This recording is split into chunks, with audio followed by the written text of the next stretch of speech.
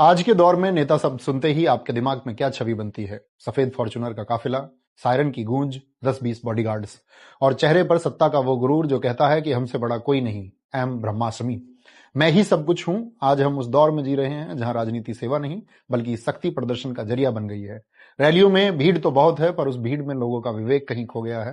लेकिन प्यारे साथियों, जरा ठहरिए, इतिहास के पन्ने पलटिए और चलिए 3 दिसंबर 1884 की तारीख पर, जब बिहार की मिट्टी में एक ऐसे बच्चे ने जन्म लिया जिसने पूरी दुनिया को बताया कि असली राजा वो नहीं जो सिंहासन पर बैठकर राज करे, बल्कि वो है जो सिंहासन पर बैठकर भी फकीर बना रहे। मैं बात कर रहा हूं देश रत्न डॉक्टर राजेंद्र प्रसाद जी की। डॉक्टर राजेंद्र प्रसाद जी ऐसे व्यक्ति थे जिसकी एग्जाम कॉपी चेक करते समय परीक्षक ने उनकी कॉपी में लिखा था, the examinee is better than the examiner, यानी परीक्षार्थी परीक्षक से कहीं ज्यादा ज्ञानी है। डॉक्टर राजेंद्र प्रसाद जी इतने मेधावी और टैलेंटेड थे कि उन्होंने कलकत्ता यूनिवर्सिटी के एंट्रेंस एग्जाम में टॉप किया था, जिसके लिए उन्हें उस जमाने में 30 रुपए प्रति माह की स्कॉलरशिप मिलती थी। उन्होंने लॉ में मास्टर्स किया और वहां भी गोल्ड मेडल हासिल किया। पढ़ाई में तो उनका कोई मुकाबला नहीं था। वे चाहते तो अंग्रेजों की गुलामी करके करोड़ों कमा सकते थे, ऐसो आराम की जिंदगी जी सकते थे, लेकिन उन्होंने क्या चुना? लाठियां खाना, जेल जाना, किसानों के हक के लिए लड़ना और चंपारण की धूल फाकना। और सबसे बड़ी बात जो आज के नेताओं को कांटों की तरह चुभेगी कि जब राजेंद्र प्रसाद जी राष्ट्रपति बने तो उनका वेतन तय हुआ 10,000 रुपए प्रति माह। उस जमाने में यह बहुत बड़ी रकम थी, लेकिन इस संत राष्ट्रपति ने क्या कहा जानते हैं? उन्होंने कहा, मेरी जरूरतें इतनी नहीं है कि मुझे इतना पैसा चाहिए।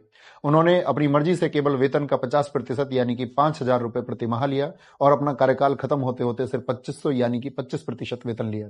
और साथियों, वो सिर्फ सादगी की मूर्त नहीं थे, बल्कि एक मजबूत रीढ़ वाले राष्ट्रपति भी थे। राजेंद्र प्रसाद जी ने कई बार सरकार से अलग हटकर फैसले लिए, चाहे वो सोमनाथ मंदिर के पुनर्निर्माण और उद्घाटन पर जाने का फैसला हो या फिर हिंदू कोड बिल पर अपनी बेबाक राय रखना हो। उन्होंने हमेशा यह साबित किया कि राष्ट्रपति संविधान का रक्षक होता है, सरकार का सेवक नहीं। आज जब नेता शपथ लेते ही अपनी सुख सुविधाओं के बिल पास करवाते हैं, तब राजेंद्र प्रसाद जी की यह सादगी और निडरता किसी चमत्कार से कम नहीं लगती। पूरे 12 साल वो राष्ट्रपति भवन में रहे, जहां दुनिया भर की विलासिता, सुख सुविधाएं उनके कदमों में हो सकती थी, लेकिन फिर भी उन्होंने सादगी को चुना। जब वे रिटायर होकर निकले तो उनके पास ना कोई बंगला था, ना कोई महंगी गाड़ी थी। वो रिटायरमेंट के बाद सीधे पटना के सदाकत आश्रम गए। एक सीलन भरा कमरा, टूटी हुई खाट और फटे हुए मौजे, यही थी भारत के पहले राष्ट्रपति की कुल जमा पूंजी।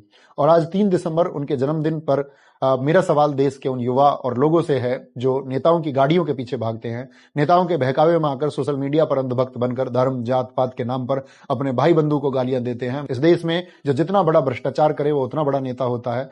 याद रख लेना, इतिहास गाड़ियों के मॉडल और बंगलों का साइज नहीं याद रखता है, इतिहास चरित्र याद रखता है। राजेंद्र प्रसाद जी के पास दौलत नहीं थी, लेकिन उनके पास नैतिकता थी। और जिस दिन इस देश का युवा नेताओं में दौलत के बजाय नैतिकता ढूंढना